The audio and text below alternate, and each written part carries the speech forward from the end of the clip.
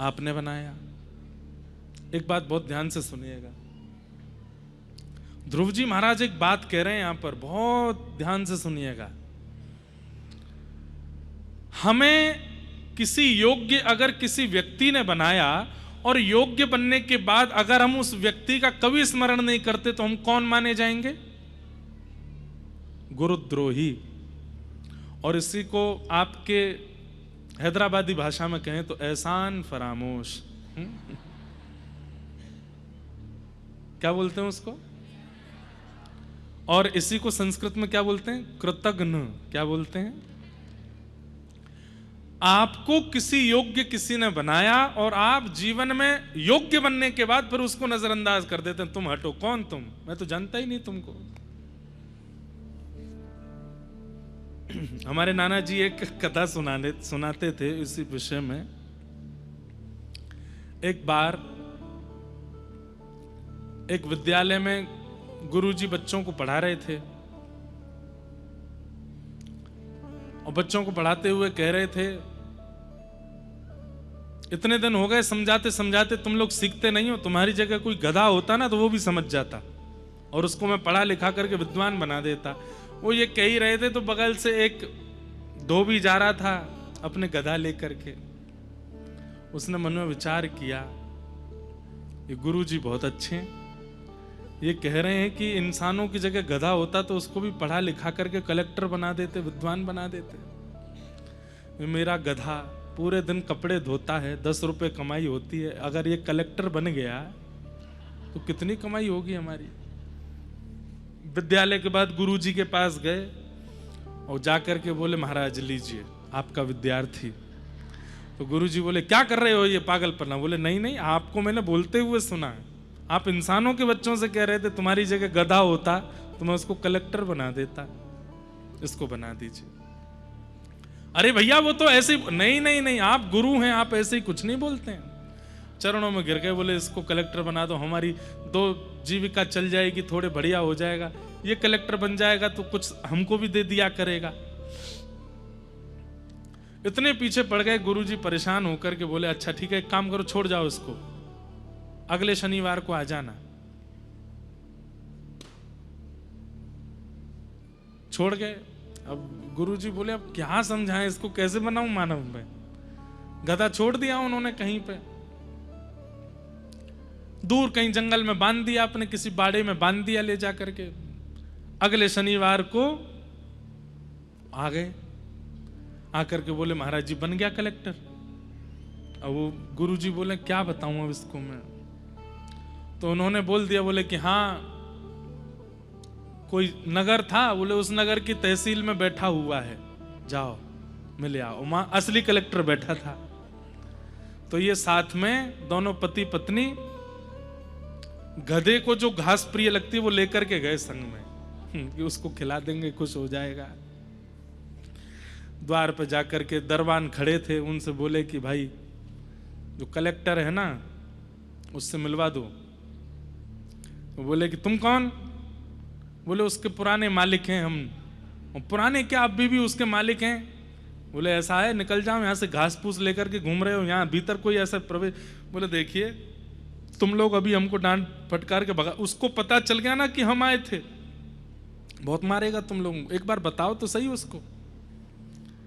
अपना नाम बताया तो भीतर जाके सबने कहा, बोले द्वार पर ये खड़े हैं, घास लेके खड़े हैं हाथ में।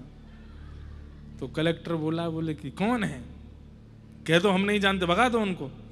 तो बाहर आकर के उन्होंने भगाना चाहा। बोले अरे कलेक्टर बन गया तो अब एहसान फरामोश हो गया है।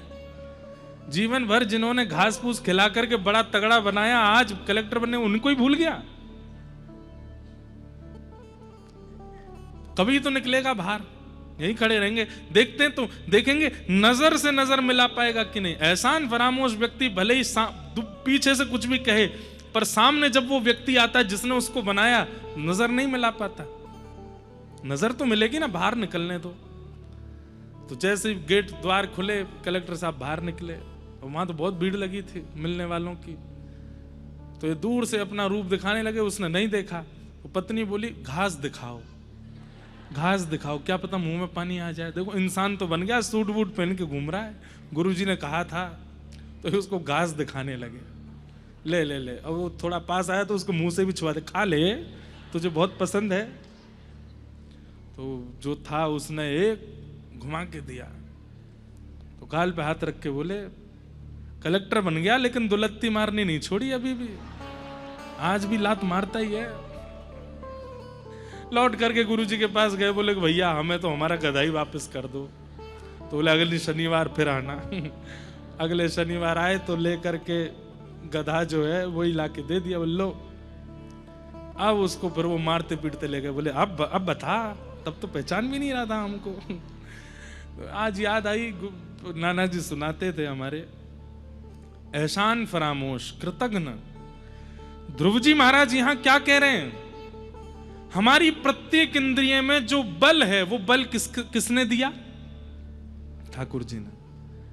आंखें तो हैं पर रोशनी ठाकुर जी ने दी है, कान तो हैं पर सुनने की शक्ति ठाकुर जी ने दी, हाथ तो हैं पर कर्म करने की शक्ति ठाकुर जी ने, चरण तो हैं चलने की शक्ति ठाकुर जी ने, मुख तो है जीव तो है पर बोलने की शक्ति सामर्थ्य ठाकुर जी ने दी।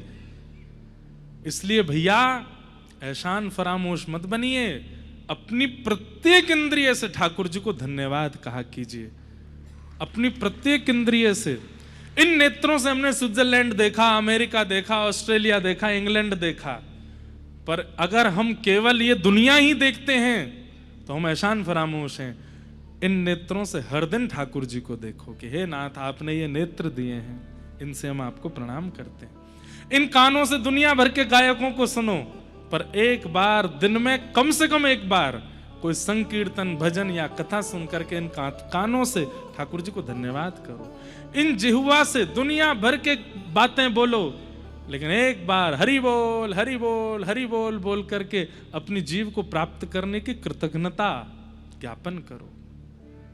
इन हाथों से सब क्रिया करो, पर एक बार ठाकुर जी के कीर्तन में करताल बजा करके इन हाथों से धन्यवाद करो।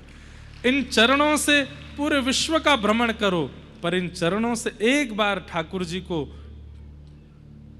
परिक्रमा करके, अब कहीं बाहर हो तो बस विचार कर लो ठाकुर जी खड़े हैं मेरे बगल में और मैं उनकी परिक्रमा लगा रहा हूं, कम से कम 2 परिक्रमा लगा लो।